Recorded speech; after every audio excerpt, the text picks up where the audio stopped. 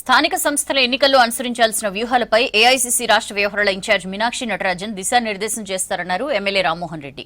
క్షేత్రస్థాయి లీడర్స్తో భేటీ కానున్నట్లు చెప్పారు.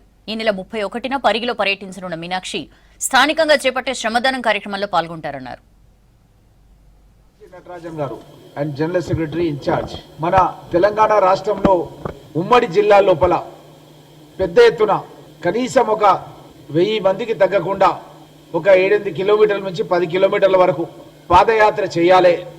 రేపు జరగబోయేటటువంటి స్థానిక ఎన్నికల్లో కూడా కాంగ్రెస్ పార్టీ విజయకేతనం ఎగరడానికి ప్రతి ఉమ్మడి జిల్లాలో కూడా ఈ పాదయాత్ర చేయాలని చెప్పి సంకల్పించడం జరిగింది.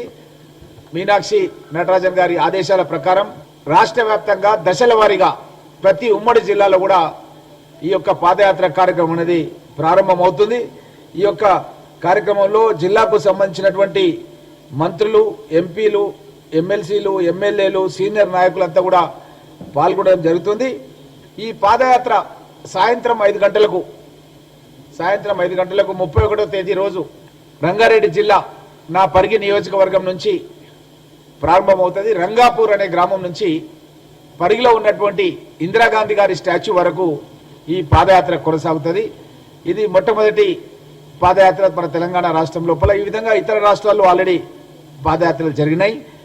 ఆ యొక్క పాదయాత్ర కార్యక్రమం తర్వాత ముఖ్యులు అక్కడ పాదయాత్ర ముగింపు సమావేశం పైన, ఆ రోడ్ షో ముగింపు సమావేశం దగ్గర ఒక వాహనం పైన ఎక్కి అక్కడి నుంచే ప్రసంగించి ఆ కార్యక్రమం ఆ రోజుతో 31వ తారీఖు